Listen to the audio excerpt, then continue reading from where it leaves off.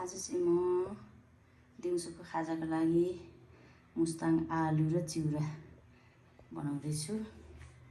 आलुलाई चाहिँ एकदम राम्रोसँग पखाल्नुपर्छ। अलि यो दाग भएकोहरूलाई चाहिँ यसलाई चाहिँ तास्ने, नत्र यस्तो सफा भएकोलाई चाहिँ यतिकै बोक्रा सहित नै राख्यो भने मिठो हुन्छ, राम्रो हुन्छ। मुस्ताङ आलुको लागि त बोक्रा सहित नै बनाउने हो। अनि यो आलुलाई चाहिँ यसलाई चाहिँ धोएर एकदम सुक्खा बनाउनुपर्छ। अब यसलाई काट्ने तयारीमा छु। अनि यहाँ मसला यो टिमुर हो, टिमुर पिस्ने। अनि यो पिसेको रातो खुर्सानीको धुलो, बेसार, नुन, यति मात्रै हाल्छु म चाहिँ। आलु काटेर तयारी भयो। आलुको चाना चाहिँ ठुल्ठुलो चाना बनाउनुपर्छ। अब यहाँ यो भाँडामा भुट्ने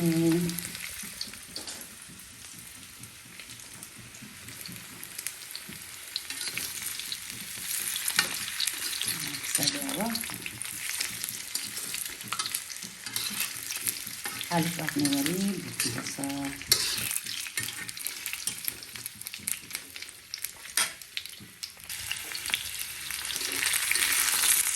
बिस्तारै आलुको फ्राई भइरहन्छ। पाक्ने क्रममा चाहिँ अब यसमा चाहिँ बेसार हाल्नु। बेसार हाल्नु, अब नुन पनि यतिसक्यो हालिदिनु पऱ्यो। आफ्नो स्वाद अनुसार नुन हाल्नु होला।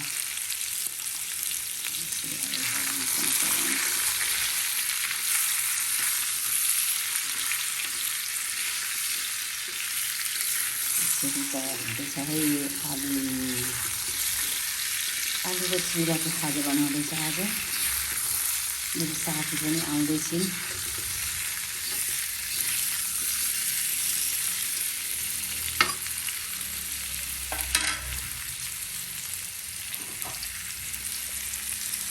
टिमुरको धुलो पनि पिसेर ठिक्क पार्दैछु। फस्टो बनायो भने राम्रो कोटेड हुन्छ, राम्रो मिक्स पनि आउँछ आलुमा।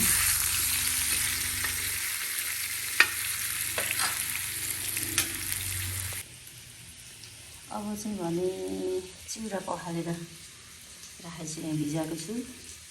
चिउराको लागि अलिकति प्याज, अलिकति सिमी यो काटेर बनाउने हो। प्याज र सिमी काटेर तयारी भयो। यसरी तयारी गर्दैछु। अब चिउराको लागि अर्को भाँडा लिएको छु। यसमा प्याज हाल्नु सुरुमा सँगै हाल्दा पनि हुन्छ होला। सिमी पनि हालेँ।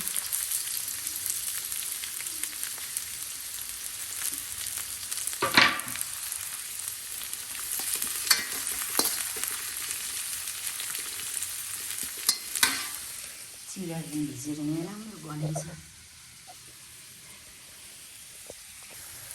यो चिउराको सब्जी। अहिले यसमा चिउरा हालेर भुट्ने हो। पनि अलिकति बेसार हालौँ, बेसार, थोरै नुन,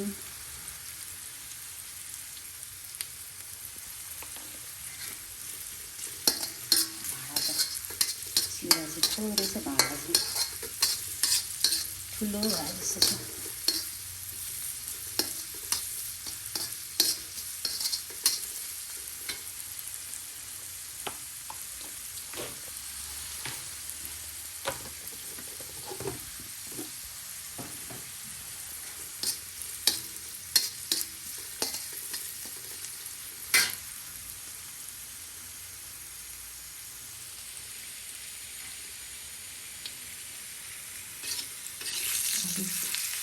पाक्न लाग्यो।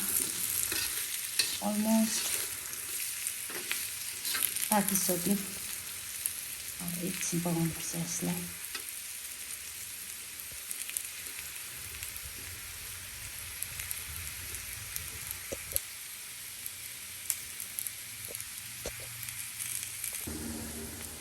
यसमा चिउरा हाल्दिउँ।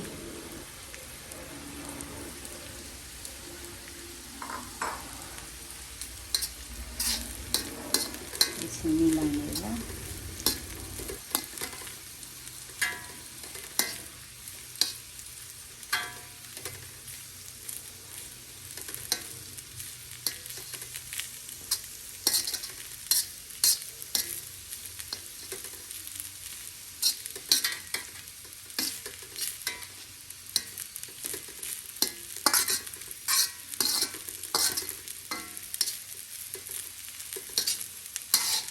चिउरा चाहिँ अलिक थोरै हाल्नुहोस्। ठुलो भाँडामा चिउरा थोरै धोइरहेछ। अब यो तयारी भयो। अब आलु पाक्यो। अब यो मसलाहरू यहाँ तयार गरेको छु। टिमुर, सुकेको खोर्सानीको धुलो, यो अलिकति जिम्बोको सुकेको जिम्बोको पत्ता पनि एड गरेको छु। अब यसो आगो मार्ने यो एकैचोटि अब हालिदिँदा हुन्छ। यो तातो तातो हुँदै मसलाहरू हालेर चलाइदिनुपर्छ। अनि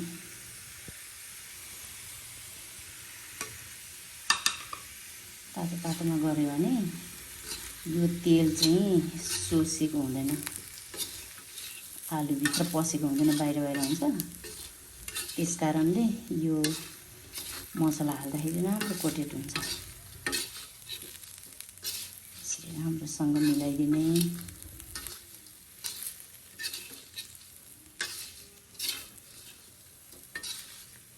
यसरी तेल हुँदाहुँदै तातो तातो हाल्यो भने चाहिँ मसलाहरू राम्रो कोटेड हुन्छ आलुमा।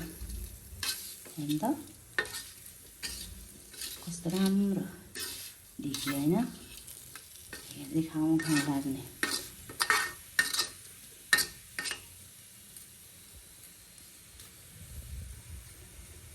यसरी बन्यो है मुस्ताङ आलु चिउरा। काँक्राको अचार पनि अलिकति बनाउनु लागेको छु। मसिनो काटेर ठिक्क पारेको छु, तयार गरेको छु। अब यहाँ चाहिँ अचारमा हाल्ने आलसको छोप, खोर्सानीको धुलो, अलिकति नुन यति हाल्ने। अब यसलाई एकैचोटि हालिदिँदा भयो। हालेर मुस्लिँदा भयो, मिलाउँदा भयो। अनि अचारमा चाहिँ काँचो तोरीको तेल हालेको मिठो लाग्छ मलाई चाहिँ। म यसरी नै बनाउने गर्छु घर परिवारको लागि। पाहुना आउनुभएको बेलामा यसरी बनाएर खुवाउने गरेको छु।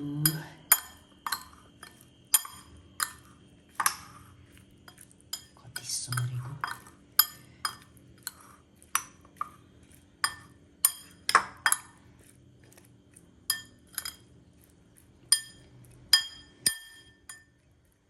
Simply the best. केही नहाल्ने सिम्पल मसला।